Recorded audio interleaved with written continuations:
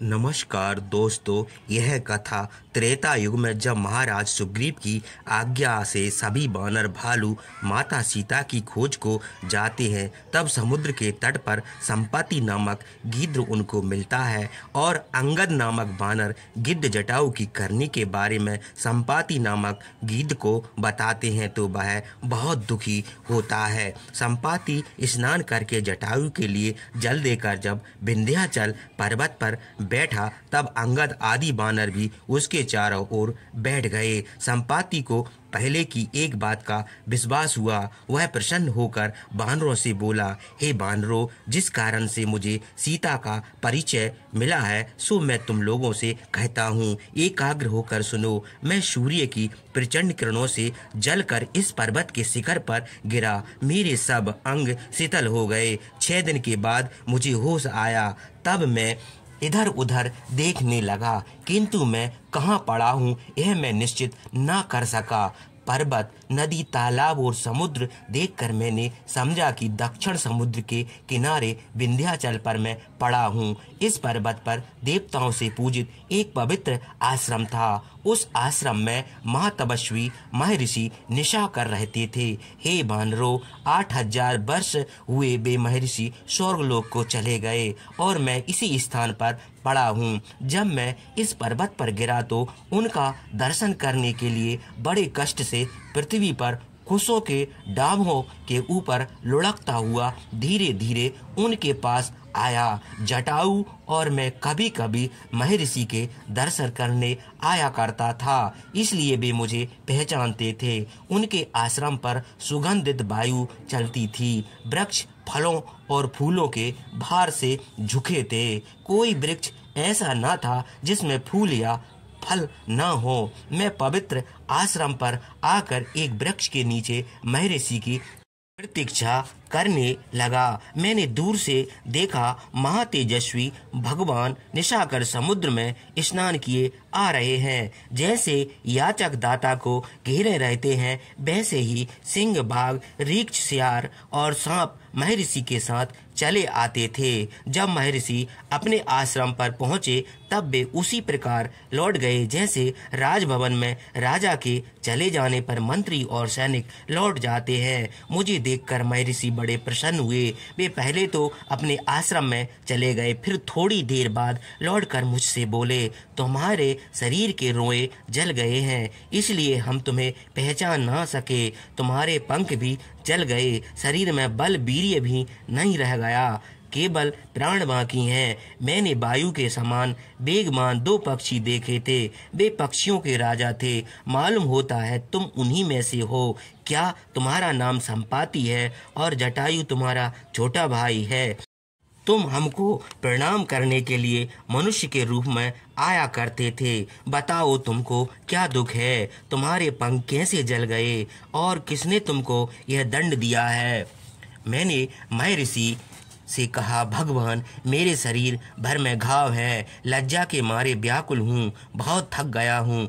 इस दशा में यद्यपि बोलने की शक्ति मुझ में नहीं है तो भी कहता हूँ, सुनिए। एक दिन हम दोनों भाई बल के दर्प से एक दूसरे के पराक्रम की परीक्षा लेने के लिए उत्सुक हुए। कैलाश पर रहने वाले महर्षियों के समान हम लोगों ने प्रतिज्ञा की, हम लोग अस्त होने के पहले ही सूर्य के समीप पहुंच जाएंगे। बड़ी स्पर्धा से दोनों भाई एक साथ आकाश को उड़े। आकाश में जाकर हम लोगों ने देखा कि बड़े बड़े नगर रथों के पहिया के समान दिख पड़ते हैं। कहीं गाने बजाने का शब्द और कहीं आभूषण का शब्द सुनाई देता था। कहीं लाल वस्त्र पहने गाती हुई स्त्रियां देख पड़ी। हम लोग बड़े वेग से उड़ते हुए चले गए। मालूम हुआ कि पृथ्वी के वर्ण तृण के समान है। बड़े बड़े पर्वत ओले के बराबर, नदियों की धाराएं सूत के समान, हिमालय, विंध्याचल और सुमेरु आदि बड़े बड़े पर्वत तालाब में खड़े हुए हाथियों के समान दिख पड़ने लगे। सूर्य की किरणों से हम लोगों के शरीर जलने लगे। भय, खेद, मोह और पसीने से व्याकुल हो गए। वहाँ हम दोनों भाइयों को कोई दशा नहीं मालूम होती थी। जान पड़ता था कि महाप्रलय का समय आ गया है। सब लोग महाप्रलय की अग्नि में जल गए हैं। हम लोगों ने बड़े यत्न से मन और आंखों को स्थिर करके सूर्य देव को देखा। मालूम हुआ कि सूर्य पृथ्वी के समान बड़े हैं। जटायु सूर्य को देखकर मुझसे कुछ कहे बिना लौट पड़ा। मैंने बड़ी शीघ्रता से अपने पंखे उसे ढांक लिया, इसलिए वह सूर्य के प्रचंड से नहीं जला, किंतु उसकी रक्षा करने में मेरे पंख जल गए। मेरा अनुमान था कि जटायु जन स्थान में गिरा होगा और मैं विंध्याचल पर। मेरे पंख जल गए और मेरा शरीर शिथिल हो गया। हे महर्षि, मेरा राज्य छूट गया, भाई का वियोग हुआ, पराक्रम भी नष्ट हुआ और पंख भी जल गए। अब मैं इस पर्वत के शिखर से गिरकर अपने प्राण त्याग दूंगा। हे बानरों, मैं भगवान निशाकर से अपना सब हाल बताकर बड़े दुख से रोने लगा। महर्षि ने थोड़ी देर ध्यान करके मुझसे कहा, हे गीद्र, तुम्हारे शरीर में छोटे और बड़े सब पंख फिर उत्पन्न होंगे, तुम्हारी आंखों में फिर प्रकाश होगा, तुम्हारा बल, पराक्रम और प्राण फिर पहले की तरह हो जाएंगे। हमने सुना है और तपोबल से भी देखा है, भविष्य में एक बड़ी विचित्र घटना होगी।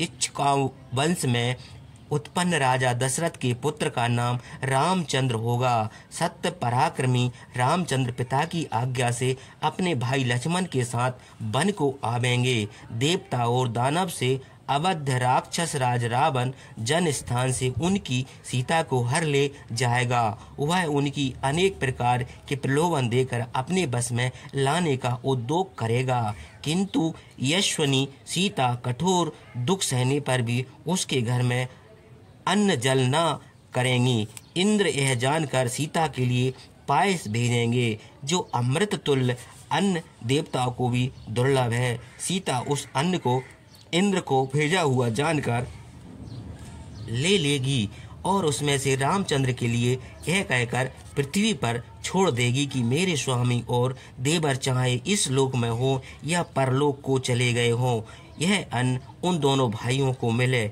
उसके बाद रामचंद्र के दूत बानर यहाँ आवेंगे। हे गिद्र, तुम उनको सीता का पता बताओगे। अब तुम यहाँ से कहीं ना जाओ, तुम्हारे पंख नहीं हैं, इसलिए कहीं जा भी नहीं सकते। समय की प्रतीक्षा करो, तुम्हारे पंख फिर उत्पन्न होंगे। हमारी तो इच्छा है कि आज ही तुम्हारे पंख उत्पन्न कर दें, किंतु यह इसलिए नहीं करते कि तुम यहाँ रह कर रामचंद्र का कार्य करोगे। उससे ब्राह्मण, गुरु, मुनि और सब लोगों का हित होगा। हे बानरों, तत्वदर्शी महर्षि चंद्रमा ने मुझसे यह भी कहा था कि राम लक्ष्मण को हम भी देखना चाहते हैं, किंतु अभी उनके आने का समय बहुत दूर है और हम इतने दिनों तक यहाँ शरीर धारण करना नहीं चाहते, शीघ्र ही इसे त्याग देंगे। बोलने में चतुर महर्षि चंद्रमा इसी प्रकार और भी मुझे बहुत समझाकर यहीं रहने की आज्ञा देकर अपने आश्रम को चले गए। मैं धीरे धीरे उस कंदरा से निकलकर इस शिखर पर चला आया और तुम लोगों की प्रतीक्षा करने लगा। 8000 वर्ष हो गए। मैं महर्षि का वचन विश्वास करके इस समय की प्रतीक्षा कर रहा था। जब महर्षि स्वर्गलोक को चले गए तब मेरे मन में अनेक प्रकार के तर्क वितर्क होने लगे। मुझे बड़ा दुख हुआ। कभी कभी तो प्राण त्यागने की इच्छा होती थी, किंतु महर्षि का स्मरण करके यह विचार छोड़ देता था। उन्होंने मुझे प्राणों की रक्षा के लिए जो उपदेश दिया था, वह उपदेश अंधकार को दीपक की शिखा के समान मेरे दुख को दूर कर देता था। हे बानरों, मैं दुरात्मा रावण का पराक्रम जानता हूँ, इसलिए शुपार्श्व को बहुत डांटा था कि तूने जब रोती हुई सीता के वचन सुने और यह जाना कि रामचंद्र की स्त्री को राक्षस हरे लिए जा रहा है, तब उनकी रक्षा क्यों नहीं की। सुपार्श्व ने कहा, मैं सीता को नहीं पहचानता था। रावण के चले जाने पर सिद्ध पुरुषों ने मुझसे बताया, इसी से मैं दशरथ का प्रिय कार्य नहीं कर सका। संपाति बानरों से बातें कर रहा था, उसी समय आकस्मक उसके पंख निकल आए। वह अपने शरीर में लाल लाल पंख देखकर बड़ा प्रसन्न हुआ और बानरों से बोला, हे बानरों, देखो सूर्य की किरणों से जो मेरे पंख जल गए थे वे आज महातेजस्वी महर्षि निशाकर की कृपा से फिर उत्पन्न हो गए, और जैसा बल युवा अवस्था में था वैसा ही बल भी हो गया। तुम लोग उपाय करो, सीता को अवश्य देखोगे। हमारे पंखों का निकलना ही कार्य सिद्ध का विश्वास दिलाता है। यह कहकर पक्षीराज संपाति अपने पंखों का बल जानने के लिए आकाश मार्ग से उड़ गया।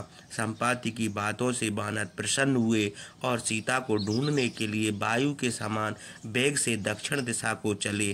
सिंह के समान पराक्रमी वानर बड़े हर्ष से गरजने लगे और सीता को ढूंढने के लिए समुद्र के तट पर पहुँचे। समुद्र में ग्रहों और नक्षत्रों की परछाई देख पड़ती थी। समुद्र के उत्तर तट पर जब वानर बैठ गए, महासमुद्र आकाश के समान अपार था, पाताल निवासी दानवों से भरा हुआ था।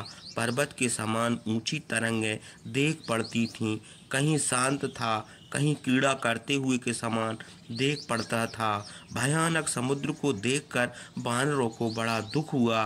वे आपस में कहने लगे कि अब क्या करना चाहिए। वानरों की यह दशा देखकर अंगद उनको उत्साहित करते हुए बोले, खेद ना करो, खेद करने से सब काम नष्ट हो जाते हैं। कुपित सांप जिस प्रकार बालक का विनाश कर देता है, वैसे ही विषाद पुरुष का नाश कर डालता है।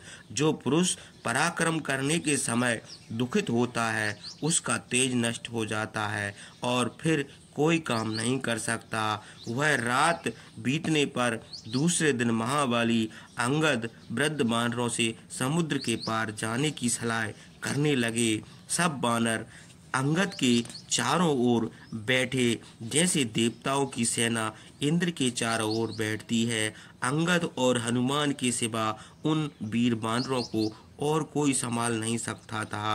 अंगद ने सबका उचित सम्मान करके कहा, हे वृद्ध वानरों, बताओ तुम लोगों में कौन महावीर 100 योजन समुद्र को पार कर सकता है। कपिराज सुग्रीव की प्रतिज्ञा पूरी करने की शक्ति कौन महापराक्रमी प्रकट करेगा। कौन पुरुष इन यूथपतियों का भय दूर कर सकता है। हम लोग किसकी कृपा से सुख से लौटकर स्त्री पुत्र को देख सकते हैं। किसकी कृपा से प्रसन्न मन से रामचंद्र, लक्ष्मण और सुग्रीव के पास जा सकते हैं। तुम लोगों में जो कोई समुद्र के पार जा सकता हो, वह शीघ्र ही इस विपत्ति से हमको निर्भय करे। अंगद की ये बात सुनकर सब वानर चुप रह गए। किसी के मुंह से कोई शब्द ना निकला। तब अंगद ने फिर कहा, तुम लोग अच्छे कुल में उत्पन्न हुए हो, वीरों में श्रेष्ठ, महापराक्रमी और माननीय हो, सब स्थानों में जा सकते हो, तुम्हारी गति कहीं नहीं रुकती। ये बताओ तुम लोगों में कौन कितनी दूर तक जा सकता है। अंगद के यह कहने पर सब वानर अपनी अपनी शक्ति बताने लगे। गय ने कहा, मैं 10 योजन जा सकता हूँ। गवाक्ष ने कहा, मैं 20 योजन जा सकूँगा।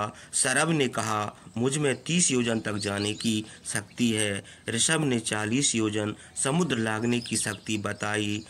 गंधमादन ने 50 योजन, मैंद ने 60 योजन, द्विद ने 70 योजन और महापराक्रमी सुषेण ने 80 योजन तक जाने की शक्ति बताई। वृद्ध जाम्बन ने सबका सम्मान करके कहा, यद्यपि मैं बूढ़ा हो गया हूँ तो भी इस कार्य की उपेक्षा न करूँगा। इस बुढ़ापे में भी 90 योजन समुद्र लांघ सकता हूँ। मुझ में इतना ही पराक्रम नहीं था। राजा बलि के यज्ञ में जब भगवान विष्णु ने तीनों लोगों नापने के लिए अपना शरीर बढ़ाया था, तब मैंने उनकी प्रदक्षिणा की थी।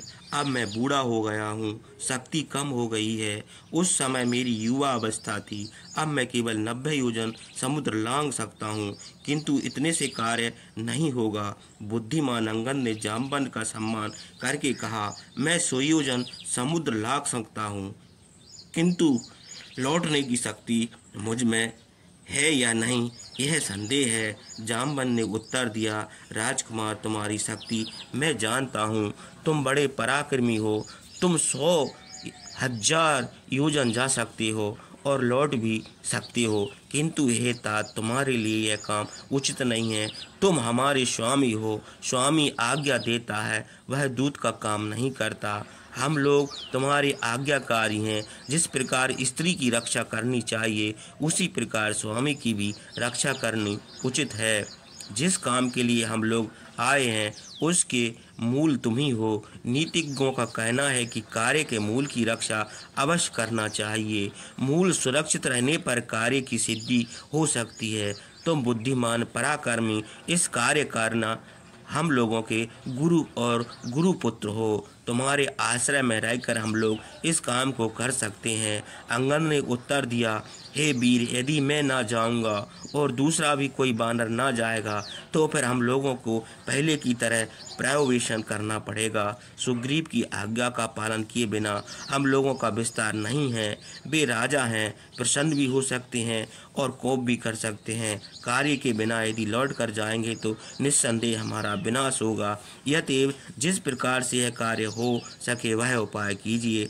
आप बुद्धिमान हैं, आप ही इस कार्य के साधक हैं। जामवन ने उत्तर दिया, हे वीर, इस कार्य की सिद्धि अवश्य होगी। जिसके पराक्रम से यह काम हो सकता है, उसे मैं नियुक्त करता हूँ।